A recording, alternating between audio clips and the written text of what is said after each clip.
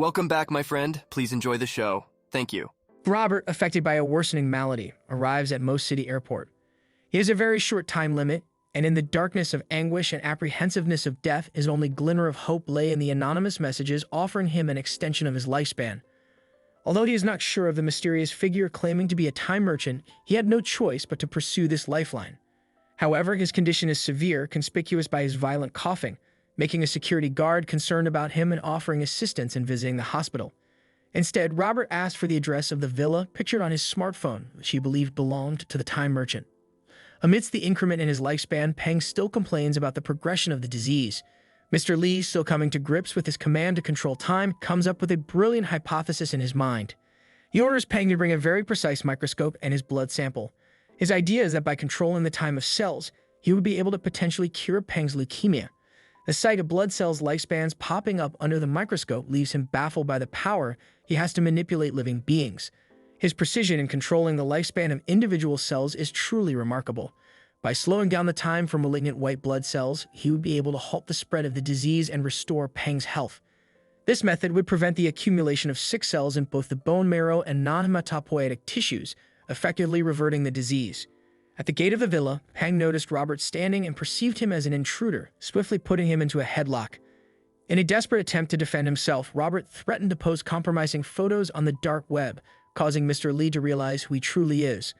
Consequently, Robert is brought into the villa. He is something who found Mr. Lee so quickly. Peng, unable to bear Robert's disrespectful attitude towards his master, whacks his head. Mr. Lee exerts control over Peng's sick cells, compelling Robert to witness his manipulating capabilities. With intense focus, Mr. Lee delays the time for the cancerous leukemia cells tenfold. The excruciating pain dissipates, leaving Peng Hao vivacious and healthy. Robert is in awe of what he has witnessed.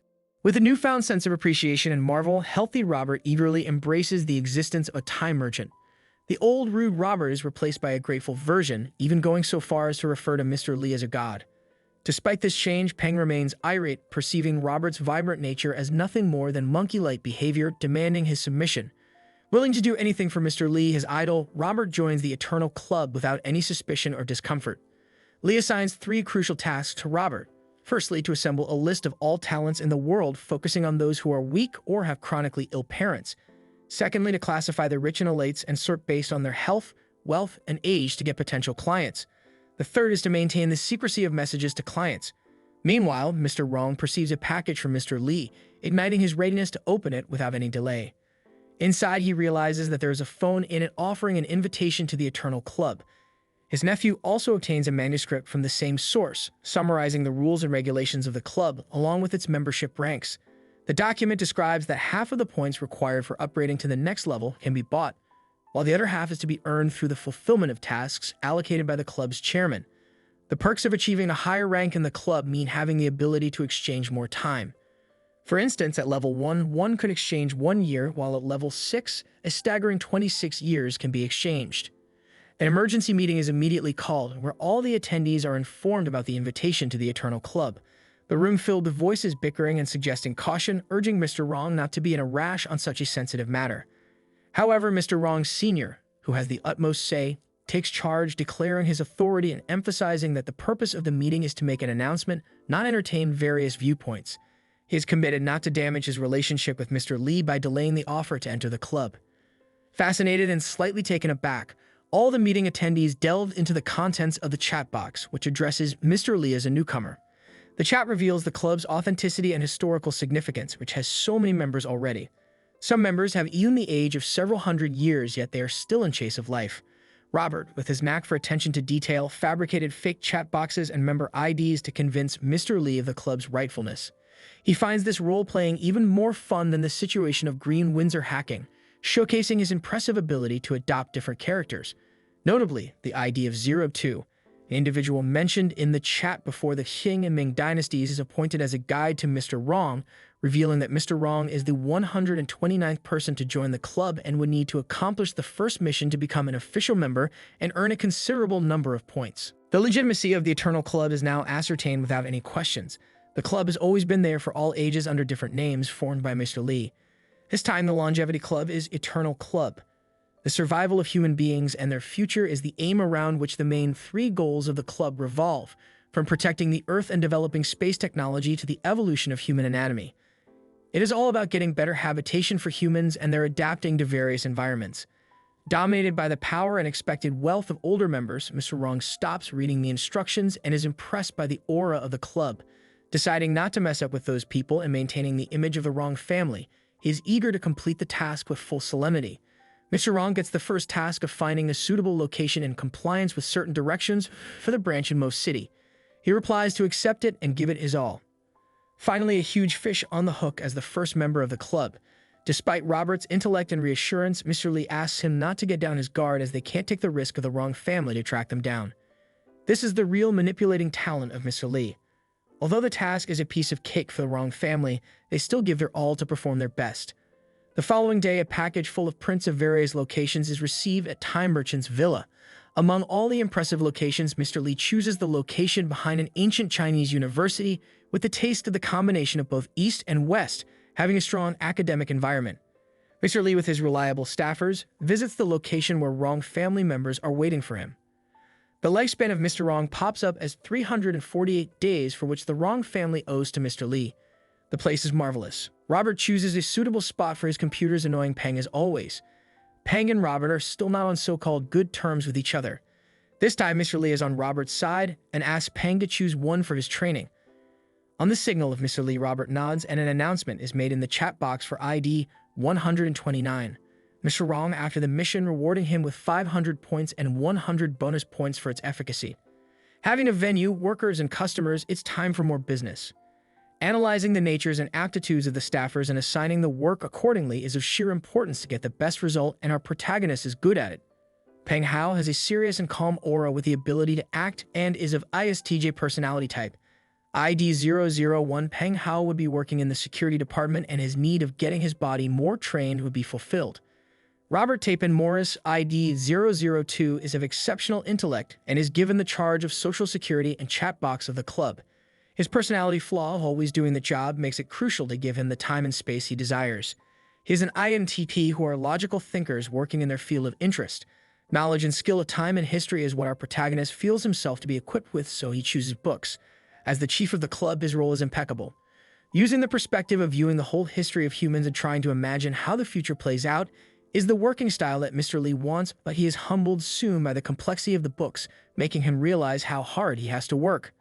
A simple mission of finding a retired soldier pops up in the announcement group that is caught by one of the Wrongs. To make the situation realistic, Robert creates a note of 118 members trying to catch the mission. Supposedly, 129 has been lucky in grabbing the opportunity, leaving other members wondering about his speed. Noisy Robert, teasing Peng Hao as he would have to work hard upon the arrival of the coach, is put in his place by Mr. Lee's instruction to work more on his Chinese. The advice of observing Chinese culture to seem less formal is genius. Mr. Lee decides to invest in a supercomputer that would be able to fulfill Robert's needs. The Wrong family, being proactive, sends a retired Special Security Force officer. Mr. Lee asks him to train Peng. Although Peng is being brutally smashed by the soldier, he does not give up. Robert was accurate about his hard time starting. His style of street fighting is not anything coming near the experience and agility of the trainer. His perseverance impresses the trainer, who is now on the way to teach him tactics, as well as our protagonist. The time for their training room is sped up by 100 folds. Our protagonist is interrupted by a phone call, and it's not anyone other than university student Zhang, the first seller of his time in exchange for money. The first investigation of Peng to collect all statements of lifestyle and expenses of Zhang Bowen is being done effectively. The revelation of a shopping list of Zhang and transactions comprising many female products and expensive gifts explains why he needs to meet the time vendor again. He has made a name for himself for expending money carelessly on girls and is a big shot in his school. People think of him as a successor of a millionaire in disguise. His bank balance dropping to zero in a week is the motive for his eagerness to meet Mr. Lee again despite his refusal in the past. Zhang is anxiously waiting for the time merchant in a diner. The expectation of Mr. Lee not being willing to come has become the blind spot of Zhang, where he has no other ray of sunshine. His compulsion to sell his lifetime is the fruit of his own foolish decisions, and still being adamant about them, neither having a sense of acknowledgement of his fault nor being willing to change. Finally, Mr. Lee arrives. Confused, Zhang tries to tell about his expenditures, but Mr. Lee stops him to say as he already knows all of his useless invoices. He offers him to sell time without any limit as the perk of their second transaction on Zhang's question if he would be able to sell 2 years out of 64 instead of 1 this time. The greed for money lures Zhang to sell his 4 and then 5 years for 1,500,000. 1,500,000 is more than the expectations of Zhang. The transaction is successful and the contract is signed. Mr. Li also notifies him that he is just a businessman and has no right in interfering with a client's wish. Considering it is finally a goodbye, Cheng proceeds to affirm that he won't see him later, but our protagonist, knowing his nature, says, "See you later," in a mysterious and trickery tone. "Find a potential customer to buy time. I have some to sell," says Mr. Li's voice coming out of Robert's phone. The database for Elates is working proficiently, and there is the name of a potential client who is about to kick the bucket. Song Shixiang, a renowned figure in the entertainment industry, whose stats of being 97 years old and belonging to the top 4 families of most city, make him immaculate to buy the product. The Song family, a well-known dynasty in the entertainment industry, holds considerable impact and fortune under the leadership of Song Shixiang. With a remarkable history and ample assets, they are considered one of the most affluent families. The family owns Tanger Movie Company, which is consecutively ranked as the top film production company in the country. Notably, the company houses 6 to 7 highly applauded actors, further solidifying their standing in the industry. The most recent limelight falls on Song Zuen's wedding, capturing the attention of industry insiders and the public alike. As the grandson of Song Shixiang, this event is highly unpredictable but unfolded with gloriousness. Numerous celebrities and renowned personalities receive exclusive invitations, creating a buzz of excitement throughout the entertainment circle. Yang, a young fan, feels thrilled and mentally participates in the event, dreaming of the utmost indulgence. However, Robert, a rational thinker, finds it peculiar that the Song family views this marriage as a precursor of good fortune in the face of the elderly patriarch's impending demise. Mr. Li, upon obtaining this news, dismisses it as mere superstition. Meanwhile, our protagonist, having nearly depleted the 100 million he got from the wrong family, sees a chance in the Song family to turn his riches around. Mr. Li decides to attend the marriage to see Song Shixiang's real condition and also offers Yang to take with him. Although Yang has some gold digger characteristics, she has no other personality flaws. The yearning for her wish to come to the realization overwhelms her. The evident amenity on the wedding day of Song Zuen at the exhibition hall leaves Yang startled. She has never imagined being in such a place in reality in front of so many reporters. Many new faces in the entertainment industry, such as Yi Liu, as well as skilled acting couples from thriving TV shows, are invited. Her suspicion is of course justified about being able to attend such an elegant ceremony, but to her surprise, Mr. Li is relaxed. At that very moment, they are approached by the car from the wrong family picking them up. Answering dealing with some of his errands in a nearby location satisfies the wrong junior's concern about picking them up from a remote location. He introduces his daughter Rong Wenwei to them. Upon the strange look of Wenwei, Mr. Li introduces Yang as his girlfriend, giving her no right to look down at her. Concealing his dismay, Song Jr. welcomes Yang with a smile. They enter the hall and are heartily received by Song Zuen and his father. Although they do not know the mysterious figure of Mr. Li, the Song family decides to behave nicely as he is the avid guest of the wrong family. Mr. Li's referral to the resemblance of Song Zuen with the head of the family reveals his real intent to attend the wedding is disclosed as he refers to the resemblance of Song Zuen with his grandfather, the head of the family. Miss Yang, who is in awe of the indulgence of upper-class society, trips herself but is timely grabbed by Mr. Li. Her nervousness results in her mind being zoned out. Mr. Li's demeanor and composure make her believe that it is not his first time being at such a place. Although it is the first time for Mr. Li to attend such a ritual, yet the experiences he has gained since being bestowed with the marvelous power of time are far from this event. For him, the red carpet is not better than the road he walks on, as he knows the reality of all these people who are not so pure and truthful. Yet all the pictures deleted that I am in orders Mr. Li to the wrong. The ceremony is opened by very well-dressed actors who are inviting the bride. Miss Yang is having the time of her life, baffled to see so many celebrities in one place. It's like her dream comes true to meet Kang and Seila. Every eye is wide open by the heavenly beauty of the bride, looking like a princess. She deserves all of the spotlight on her big day. The jaw-dropping extravagance is the parameter for Mr. Li to analyze the status of money and fame of his client, helping him set the suitable limit to expect from the Song lineage. It's time for the couple to get the blessings of the groom's grandfather. Amidst the impaired health of Song Shixiang, he still manages to attend his grandson's big day, but his violent cough doesn't let him finish off his speech. Song Jr. runs to help his father, and then our protagonist enters the scene by stopping time in the hall except for those two. Although the older Song considers him a reaper, he introduces himself as a time merchant. Older Song's lifespan pops up and is not more than a day. Mr. Lee advertises his skill, and knowing that they are in dire need of his product, he states that although time is priceless, he can sell 1 year at the cost of 1/5 of the buyer's annual income. He gives his contact cards to them and leaves before entertaining their questions. Song Shixiang and his son, pondering over the situation, realizes the case of Mr. Wrong, who was on his deathbed, but now is perfectly fine, and the respect the Wrong family gives the young man. Miss Yang is living her dream time and is taking selfies with the celebrities there. In her haste of approaching Zhao Manji, one of the most beautiful women in the country, stumbles again, leading to her fall and spilling the drink over Zhao Manji. Every head is turned to watch the scene, staring at Miss Yang and Zhao Manji. Miss Yang apologizes again and offers to wipe off the mess for Zhao Manji, desperate to compensate for her mistake. All the people are ridiculing Zhao Manji, the businesswoman and beauty tycoon of the country, for being spilled by an average-looking girl. The situation turns bad when Zhao Manji loses her temper and smacks Miss Yang in the face upon hearing the words "mess" for herself. The crowd is serving as the driving force to irate her more and more. She takes the drink from a man who was ironically asking her to let it go while making fun of her, as well, and spills it over Miss Yang. She argues that every mistake is not corrected only by apologizing, and to regain her status in front of everyone and get revenge for insult and all her lost opportunities. On such an important event, she slaps Miss Yang again, making her fall to the floor. The colorful bubble of delusion spurts so badly that Miss Yang is numbed by seeing the dark side of those shining, gorgeous elite people. Zhao Manji pokes down and notifies Miss Yang in her proud tone that society is responsible for this reaction, as it made her do so to seem untouchable. An infuriated voice is heard in the hall enunciating to let her go, and it is no other than our protagonist, the time trader, who promised Miss Yang to not let anyone look her down. Zhao Manji is too stunned to speak as she catches sight of Song Shixiang alongside the person who gave her the awful signal, signifying that she is screwed. Frantically, she tries to clarify the situation, but her words fail to find coherence. As an assurance of accountability, Song Shixiang humbly bows down and offers his sincere apologies for the inconvenience caused. Realizing that she has crossed paths with a problematic individual, a chilling glare from Mr. Song is all it takes for Zhao Manji to deeply regret her actions and earnestly apologize for her mistake. However, Mr. Song deems her apologies insufficient and continues to insist on a greater form of compensation. She must subject herself to the same treatment she levied on the other girl. Though it was the toughest choice, Zhao Manji understands that saving her career requires her to go to such lengths. Aligning herself with the Song family is most vital.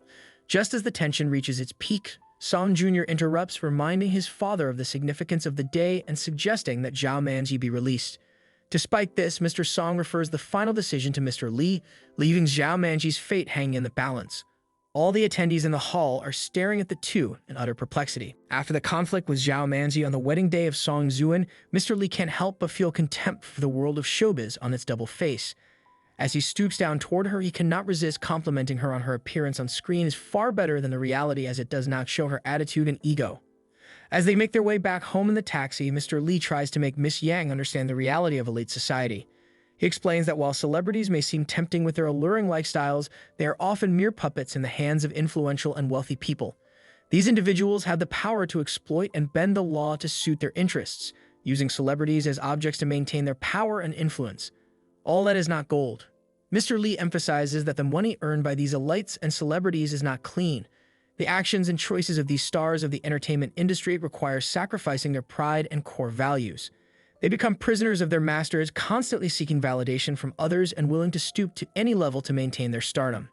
Miss Yang listens with full attention. Her eyes are already open today to the harsh truth behind the glitz and glamour of the entertainment industry, by hate masked under the beauty of Zhao Manji's face and the taunts of all the attendees.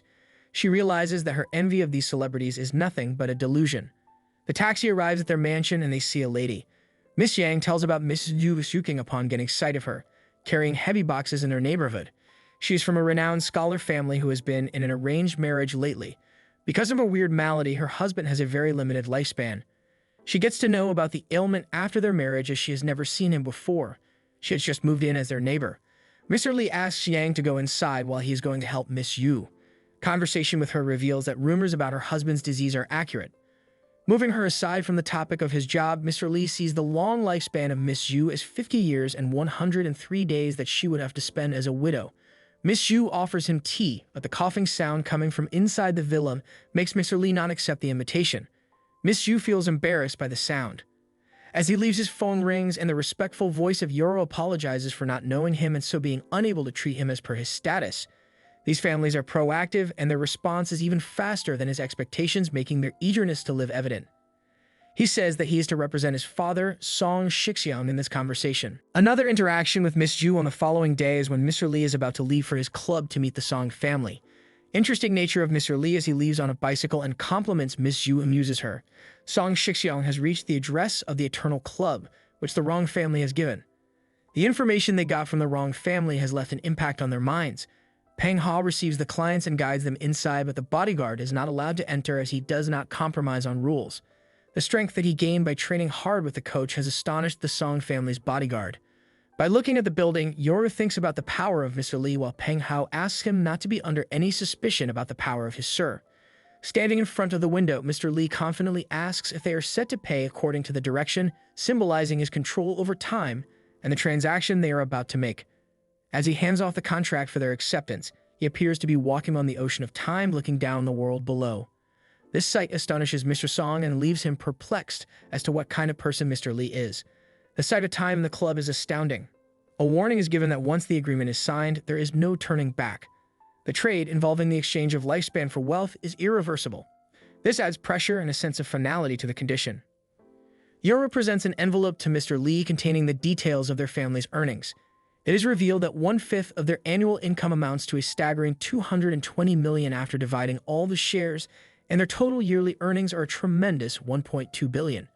Yoru has obtained confirmation of this procedure from the wrong family, implying that they have gone through a similar transaction before. Otherwise, it would be difficult for him to pay such an astronomical amount to a vague person.